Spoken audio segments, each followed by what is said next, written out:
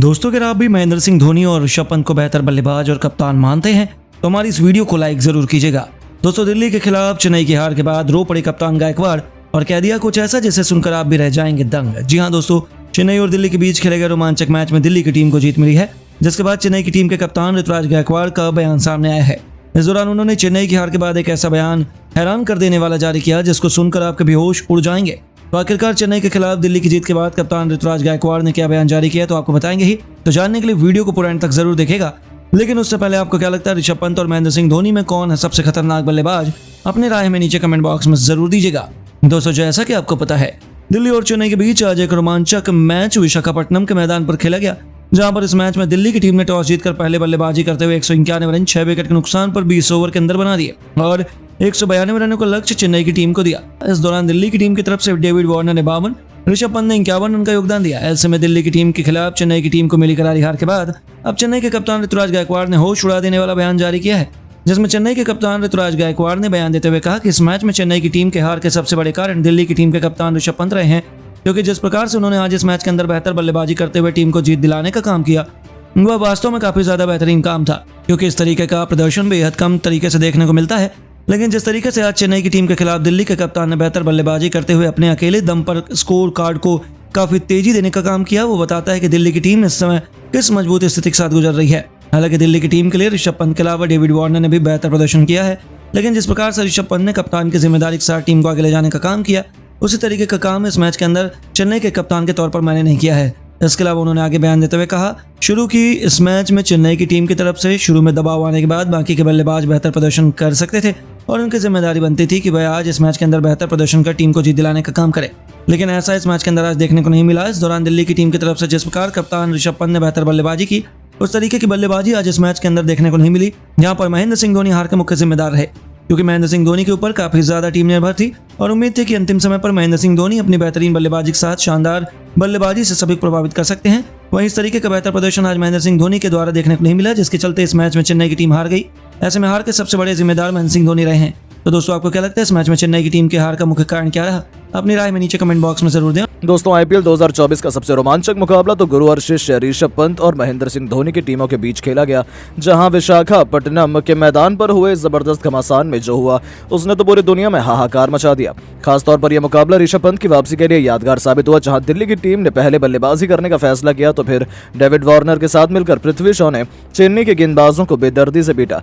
93 रनों की तूफानी ओपनिंग पार्टनरशिप बना डाली तो फिर ऋषभ पंत ने भी चेन्नई के गेंदबाजों पर बिल्कुल भी रहम नहीं किया।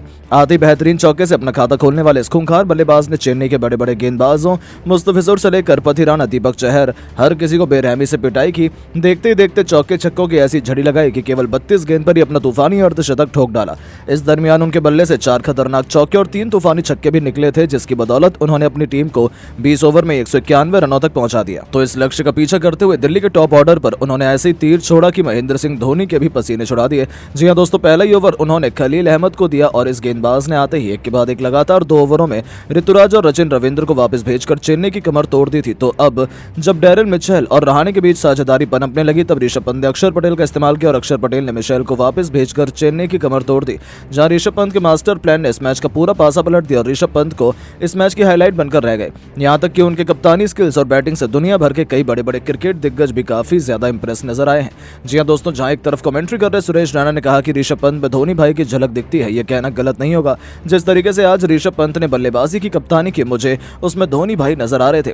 यदि ऋषभ पंत का यह आईपीएल सीजन शानदार रहा तो T20 वर्ल्ड कप में वो हमारी टीम के लिए बेहद इंपॉर्टेंट खिलाड़ी साबित हो सकते हैं। All the best Pant. यदि इस बार उन्होंने दिल्ली को आईपीएल चैंपियन बना दिया तो वो अब तक के इतिहास का सबसे बेहतरीन लम्हा साबित होगा। तो दोस्तों, केवल वही नहीं, खुद दिल्ली के हेड कोच रिकी पॉन्टिंग ने कहा कि इसीलिए ऋषभ पंत पर हमने इतना ज्यादा इन्वेस्ट किया था हमें, क्योंकि पता है इस खिलाड़ी में वो सभी क्वालिटीज हैं जो किसी को भी महान बनाने के लिए चाहिए। जिस तरीके से ऋषभ पंत ने बैटिंग की, जिस तरीके से परिस्थितियों का इस्तेमाल किया, वो काबिल तारीफ था और मैं दावे के साथ कह सकता हूं कि ये केवल एक नमूना था। अभी काफी कुछ देखना बाकी है और मुझे लगता है कि ये सीजन पंत और दिल्ली का सीजन होने वाला है। जी हां दोस्तों, केवल वही नहीं बल्कि अब तो दिल्ली के लिए खेल चुके वीरेंद्र सहवाग का भी मानना है। उन्होंने कहा है कि यदि ऋषभ पंत ने इस बार दिल्ली को आईपीएल 2024 का चैंपियन बना दिया तो मैं तो पर्सनली सबको मिठाइयां बांटूंगा। आखिर ये खिलाड़ी है ही इतना शानदार। यदि कोई महेंद्र सिंह धोनी के काबिल बनने की क्षमता रखता है तो वो केवल ऋषभ पंत है। वो भारत के भविष्य है और मुझे उन पर गर्व है। तो दोस्तों, देखा आपने कैसे इन तीनों दिग्गजों ने तो ऋषभ पंत की खूब खूब तारीफ की है। तो केवल यही नहीं, पंत के चर्चे तो पाकिस्तान तक हो रहे हैं, जहां शोएब अख्तर ने कहा कि ऋषभ पंत भाई ये खिलाड़ी मुझे बेमिसाल लगता है।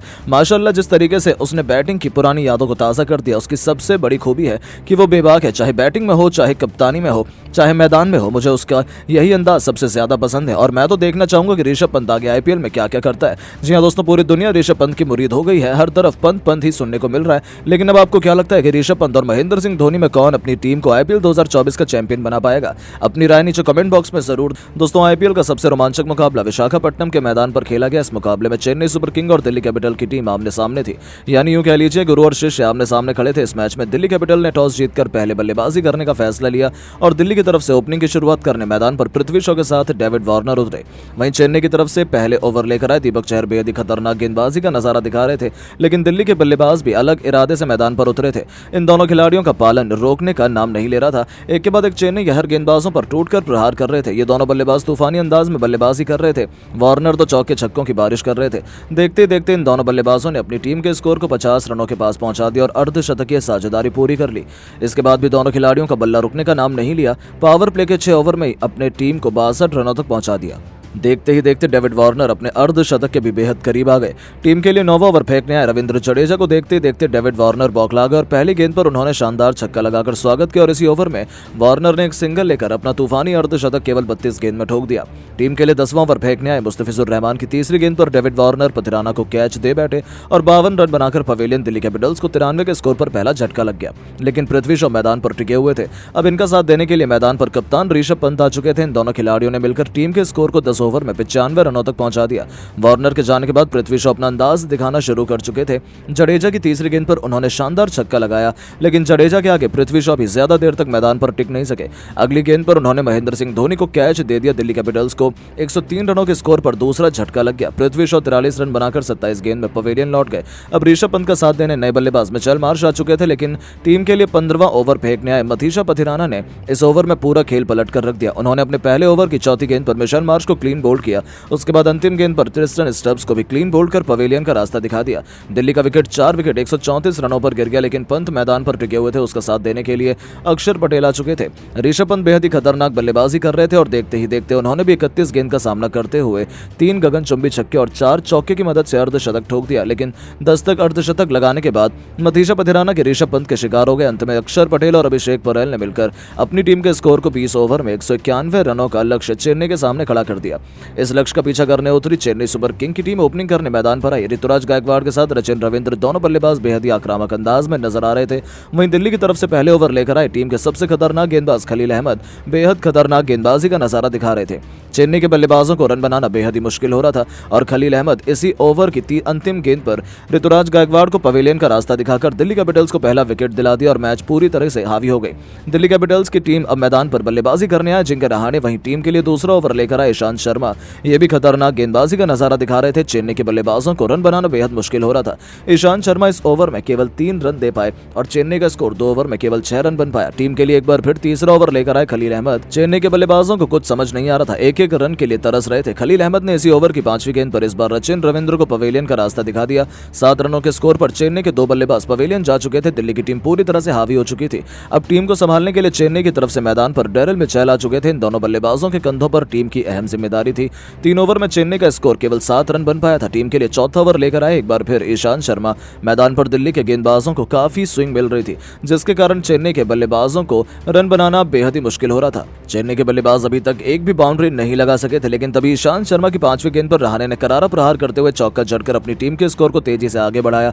इसके बाद भी रहाणे का बल्ला रुकने का नाम नहीं लिया। अंतिम गेंद को भी चौके में तब्दील कर इस ओवर में 10 रन बटोर लिए और चेन्नई का स्कोर 4 ओवर में 17 रनों पर पहुंच गया। टीम के लिए 5वां ओवर लेकर आए एक बार फिर से खलील अहमद और इस ओवर में करारा प्रहार करते हुए डेरिल मिचेल ने भी अपने बल्ले का मुंह खोला और तीसरी गेंद पर उन्होंने शानदार चौका जड़ दिया। चेन्नई का स्कोर तेजी से आगे बढ़ना शुरू हो चुका था। 5 ओवर में चेन्नई का स्कोर 2 विकेट पर 23 रनों तक पहुंच चुका था। दिल्ली के कप्तान ऋषभ पंत ने एक बार फिर विकेट की तलाश में पावर प्ले का अंतिम मुगल फेंकने के लिए एनरिक नॉर्टजी को गेंद थमा दी और उनकी दूसरी गेंद पर करारा प्रहार करते हुए रहाणे ने खतरनाक छक्का जड़ दिया और अपनी टीम के स्कोर को तेजी से आगे बढ़ाने की पूरी कोशिश की और पावर प्ले के 6 ओवर में चेन्नई का स्कोर 32 रनों तक बन चुका था। रहाणे 14 गेंद पर 18 रन बनाकर खेल रहे थे, वहीं डेरिल मिचेल 8 गेंद पर 7 रन बनाकर खेल रहे थे। इन दोनों की बल्लेबाजी जारी रही। अपनी टीम को इन दोनों बल्लेबाजों ने मिलकर 8 ओवर में 47 रनों तक पहुंचा दिया, लेकिन दिल्ली के गेंदबाज विकेट निकालने में कोई भी कमी नहीं कर रहे थे। एक बल्लेबाजों को पवेलियन का रास्ता दिखाते गए, लेकिन चेन्नई के बल्लेबाज घुटने टेकने पर मजबूर हो गए और दिल्ली की टीम बड़ी आसानी से जीत दर्ज कर ली। तो दोस्तों, अब आपको क्या लगता है, ऋषभ पंत और महेंद्र सिंह धोनी में कौन है सबसे महान खिलाड़ी? नीचे कमेंट करके जरूर बताएं।